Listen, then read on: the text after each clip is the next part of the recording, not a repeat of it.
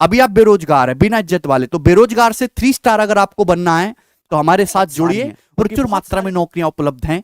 बस कमी एक बात की है कि आप आखिरी महीने को कैसे भुनाते हो, लास्ट आवर में कैसे मेहनत करते हो। सबसे पहले मैं सीजीएल का नोटिफिकेशन आया 2022 का, उसमें एग्जाम पैटर्न चेंज हुआ। जीडी का नोटिफिकेशन आया, उसमें भी एग्जाम पैटर्न चेंज हुआ।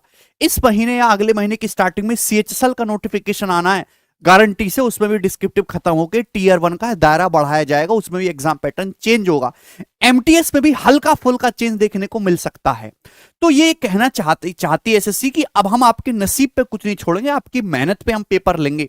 जितना आप अटेम्प्ट करके आओगे, कोई नॉर्मलाइजेशन का भी कोई बहुत ज्यादा फर्क बचेगा नहीं, उतने आपको मार्क्स मिलेंगे और वैसे ही आपको नौकरी मिलेगी।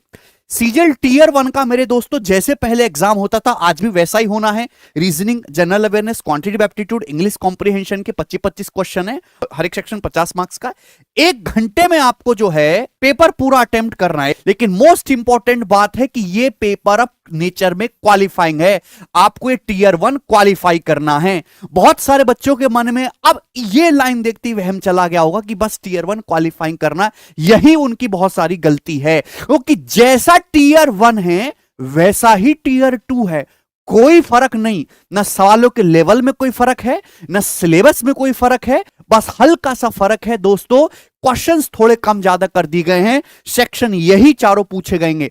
तो यानी कि जैसा तैयारी का पैटर्न आपका टीयर 1 का रहेगा, टीयर 2 में भी आपको उसी तरीके से तैयारी करनी है। टीयर 1 आसानी होगा। आप देखेंगे कि 3-4 साल का पैटर्न आप एनालाइज करो, कभी भी बहुत ज्यादा डिफिकल्ट पेपर नहीं बनाया गया। अगर जैसे 25 शिफ्ट हो रही हैं तो ऐसा तो जरूर देखा गया कि 2-3 शिफ्ट एसएससी ने ऐसी बना दी कि बच्चों के पसीने निकल गए उसमें, लेकिन 20-22 शिफ्ट हमेशा से एवरेज ही बनाई गई हैं।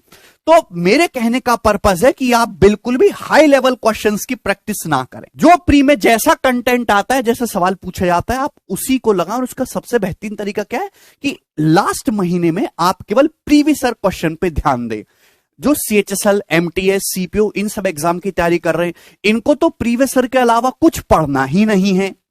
और जो बच्चे सीजल को टारगेट कर रहे हैं वो टीयर 1 के लिए केवल टीयर 1 के प्रीवियस ईयर क्वेश्चंस करें। अभी मेंस के सवालों को वो स्किप कर सकते हैं। जो प्री में पढ़ा है वही मेंस पे आएगा। अब मेंस में चेंज क्या है?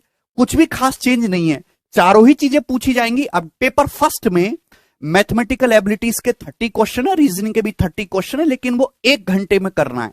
और इंग्लिश के मेरे दोस्तों सवाल ज्यादा है, 45 क्वेश्चन है, और जनरल अवेयरनेस के 25 क्वेश्चन, टोटल 70 क्वेश्चन आपको सॉल्व करने हैं। इसके बाद कंप्यूटर नॉलेज मॉड्यूल है, ये तो 20 मिनट का है मेरे दोस्तों। इसमें कोई ये क्वालिफाइंग है नेचर में, इस पे आपको बहुत ज्यादा ध्यान देने की अभी फिलहाल जरूरत नहीं है, इसको बिल्कुल स्किप कर दीजिए। जब आपका टीयर 1 क्वालिफाइंग हो जाए तभी आपको कंप्यूटर नॉलेज मॉड्यूल पे जाना, और टाइपिंग की प्रैक्टिस भी आपको तभी करनी है। एक बात और कि मुझे अच्छी तरीके से पता है कि आपको कैलकुलेशन से बहुत ज्यादा डर लगता है, कैलकुलेशन आपकी खत्म है। तो कैलकुलेशन को सुधारने का एक ही तरीका है कि अपने मन से डेसिमल का डर खत्म करिए, दशमलव का।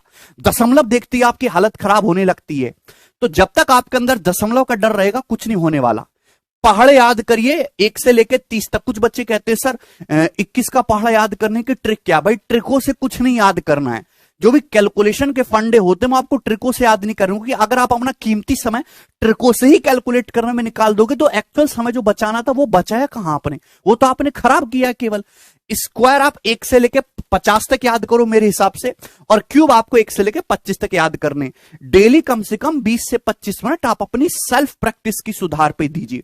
उसमें आपको करना क्या है, प्रीवियस ईयर में बहुत सारे क्वेश्चंस ऐसे जो कैलकुलेटिव होते हैं, उनको आप कोशिश करो, जैसे कि प्रॉफिट लॉस में आपको मिल जाएंगे, परसेंटेज में आपको मिल जाएंगे। आजकल एग्जामिनर सीधी सीधी परसेंटेज वैल्यू नहीं देता, 10, 15, 20, 17, 19, 31 दशमलव में भी देने की कोशिश करता है। तो कैलकुलेशन सुधारने का मतलब है कि आप ये करो कि आप एक्चुअल में कैलकुलेशन ना करके ऑप्शन से, यूनिट डिजिट से, डिजिटल सम से, अप्रोक्सीमेशन से सवालों को कितना टैकल कर पा रहे हो। मैं बहुत सारे क्वेश्चंस आपको कराता हूं, आपने देखा कि मैं इतनी कम कैलकुलेशन करने की कोशिश करता हूं कि सवाल के ऑप्शन से ही उसको निकाला जाए। ये स्किल आप डेवलप करिए। समय काफी है। कुछ बच्चों के मन में ये आ जाता है कि सर सिलेबस कैसे कंप्लीट करें, हमने तो अच्छे से पढ़ाई नहीं करी, नहीं हमने कोई बैच लिया, हम ऐसे यूट्यूब पे उधर उधर से थोड़ी बहुत वीडियो देख लेते थे। तो सिलेबस कंप्लीट करवाने की लास्ट आवर में जिम्मेदारी हमारी है। मैं यूट्यूब पे फ्री प्रैक्टिस सेशन लेके आऊंगा, लेकिन इस बार हम एक अच्छी चीज करेंगे और बेहतर चीज करेंगे कि हर चैप्टर से मैं आपको 100 सवालों की क्वेश्चन की पीडीएफ दूंगा और उनके सॉल्यूशन की भी पीडीएफ दूंगा। हर चैप्टर से आप उन 100 सवालों को लगा लो और मैं गारंटी देता हूं कि आपको उनसे मिलते जुलते सवाल ही टीयर 1 के एग्जाम में देखने को मिलेंगे। ठीक है, ऐसा हमने पहले कभी नहीं किया। और हर चैप्टर में उसके वेटेज के हिसाब से, जैसे ज्योमेट्री में ट्रिग्नोमेट्री अलजेब्रा से ज्यादा सवाल आते हैं तो उसमें और भी क्वेश्चन ज्यादा देने की हम कोशिश करेंगे। बहुत ही ज्यादा बेनिफिट होगी रादर देन कि आप एक चैप्टर के अगर आप प्रीवियस ईयर के सवाल ढूंढने लगो ना पिछले 4 साल के, तो 700 800 क्वेश्चन सवाल एक सिंगल चैप्टर से मिलेंगे। तो मैं आपको इस भसड़ को, आपकी उस जो आप रिसर्च करते हो उस काम को मैं करूंगा और मैं आपको उसमें से 100 खरे सवाल आपको निकाल के दूंगा जो आपको सॉल्व करने हैं। और टेलीग्राम चैनल पे अपलोड होंगी पीडीएफ, जो डिस्क्रिप्शन में उसका लिंक है, वहां से टेलीग्राम चैनल को जरूर ज्वाइन कर लें। अब हम सेपरेट चीजों की बात करते हैं। रीजनिंग, जो ताबड़तोड़ स्टूडेंट होते हैं वो रीजनिंग की ज्यादा टेंशन लेते नहीं है, क्योंकि उनको पता है एसएससी की रीजनिंग में कर लूंगा। बैंक की रीजनिंग में ऐसा नहीं, बैंक की रीजनिंग बच्चे को रुला देती है, बहुत कठिन होती है। तो रीजनिंग के लिए लास्ट उसमें केवल आपको पिछले 4 साल के 18, 19, 20, 21 के केवल प्रीवियस ईयर के क्वेश्चन सॉल्व करने, मतलब आपको मॉक टेस्ट लगाने, ओनली नथिंग एल्स रीजनिंग में। उसके अलावा आपको और कुछ करने की जरूरत नहीं है। सीजल के अलावा आप सीएचएसएल और सीपीओ के भी लास्ट ईयर के रीजनिंग के क्वेश्चन सॉल्व कर सकते हैं, समझे। अलग से पढ़ने मत बैठ जाना बिल्कुल भी। हालांकि जिन चैप्टर में कंसेप्ट होते हैं, डाइस वाले में है भाई, और उसको आप एक बार देख सकते हो, कैलेंडर में कुछ कंसेप्ट होते हैं उनको आप देख सकते हो, बाकी रीजनिंग आप खुद से कर लोगे, ठीक है ना। लेकिन मेंस में आपको रीजनिंग पढ़नी पड़ेगी। हो सकता है कि वो पजल दे दे, बच्चों को परेशान भी तो करना है थोड़ा सा। तो रीजनिंग का पढ़ने का जो नजरिया है वो मेंस में अलग होगा।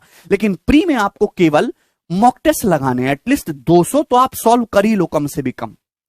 1 महीने भर पॉसिबल है, कोई कठिन बात नहीं है, ठीक है भाई ना। इंग्लिश की बात करते हैं। देखो मेरे को खास ज्यादा इंग्लिश आते नहीं, जितना मैं अपने हिसाब से जानता हूं मैं उतना बताऊंगा। वोकैबुलरी इंग्लिश का सबसे इंपॉर्टेंट सेक्शन है, ओके। जिसकी वोकैबुलरी मजबूत होगी उसका इंग्लिश का रीडिंग कॉम्प्रिहेंशन, उसका पैसेज पैराग्राफ सब कुछ उसका स्ट्रांग होगा। तो वोकैबुलरी आप याद करते ही आ रहे हो, अब उसकी थोड़ी सी फ्रीक्वेंसी और बढ़ा दो, और जितनी वोकैबुलरी आपने आप याद करे उसको डेली बेसिस पे हल्का हल्का रिवीजन करना भी शुरू करो।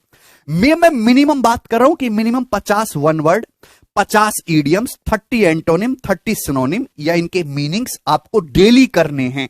अगर आप इससे कम कर रहे हो तो फ्रीक्वेंसी बढ़ाइए अपनी, और जितने आपने याद कर ले उसको रिवीजन करिए मेरे दोस्तों। ग्रामर में आपको डेली हर एक चीज की प्रैक्टिस करनी है। 30 voice question, narration, 50 error, minimum 40 to 50 question आपको एरर के पर डे देखने हैं, ठीक है। रीडिंग की हैबिट जो है ये मैं आपको मिनिमम सजेस्ट कर रहा हूं। मॉक टेस्ट के अलावा इंग्लिश पे 2-2.5 घंटा डेली दीजिए, क्योंकि इंग्लिश का जो ज्यादा वेटेज है वो आपको मेंस में भी फायदा करेगा। गणित से ज्यादा वेटेज इंग्लिश का है। और हमारे जो 2 टीचर हैं, गोपाल सर और जयदीप सर, वो अपने चैनल पे डेली आज ही से वो प्रैक्टिस सेशन भी करा रहे हैं इंग्लिश का। आप उसको जरूर देखें, जहां से जो ज्ञान मिले, बेहतर ज्ञान मिले, वहां से लपेट लीजिए। होता क्या है कि आजकल एंटरटेनमेंट के बीच में स्टडी कराई जाती है, ऐसा नहीं होना चाहिए। स्टडी के बीच में जहां आपको थोड़ा बहुत हल्का एंटरटेनमेंट देखने को मिले वहां से पढ़िए। इंपॉर्टेंट है स्टडी, इंपॉर्टेंट है एंटरटेनमेंट नहीं। आजकल स्टूडेंट वो वीडियो देखते हैं जो इंटरेस्टिंग है, एंटरटेनमेंट है नहीं। आपको इंटरेस्टिंग चीज पे ध्यान नहीं देना, आपको केवल कंटेंट पे ध्यान देना है। आपको एक टीचर को केवल उसके कंटेंट के बेसिस पे जज करना और किसी चीज के बेसिस पे नहीं। जनरल अवेयरनेस, देखिए जनरल अवेयरनेस में मैं किसी को सलाह नहीं दूंगा कि आप डेली का 5-6 घंटे खराब कर रहे हैं, या 5-6 घंटे खराब तो नहीं बोलूंगा कि 5-6 घंटे पढ़ रहे हैं, उसका कोई फायदा नहीं है। 2-2.5 घंटा जनरल अवेयरनेस पढ़ना बहुत है, क्योंकि 5-6 घंटे पढ़ के भी किसी ने बहुत ज्यादा कुछ उखाड़ा है नहीं इसमें, ठीक। करंट अफेयर बहुत ज्यादा इंपॉर्टेंट है, लेकिन अगर आपने बिल्कुल करंट अफेयर नहीं पढ़ा है तो ये तो पॉसिबल है नहीं कि आप सारा करंट अफेयर पढ़ लो। बहुत सारे यूट्यूब चैनल है जिन पे मंथली या क्वार्टरली, हाफ ईयरली की वीडियोस होती है करंट अफेयर की, लंबी लंबी वीडियोस, तो आप उनको देख लो। उससे आपको करंट अफेयर का एक सीक्वेंस तैयार हो जाएगा कि सबसे ज्यादा 5-6 क्वेश्चन आपके करंट अफेयर के ही आते हैं, ठीक है ना। आप डेली करंट अफेयर करने का कोई मतलब है नहीं। जो लॉन्ग वीडियोस पड़ी हुई हैं जिनमें ईयरली मंथली कवर किया गया, आप उसको देखो। स्टैटिक जीके में जो इंपॉर्टेंट चीज है वो याद करिए। आप ऐसा नहीं कर सकते कि आप पूरी पॉलिटी शुरू से लेके एंड तक लेके बैठे और आप उसको रट रहे हो, उसको याद करो, कोई फायदा नहीं, ना ही वो कवर होगा, ठीक है ना।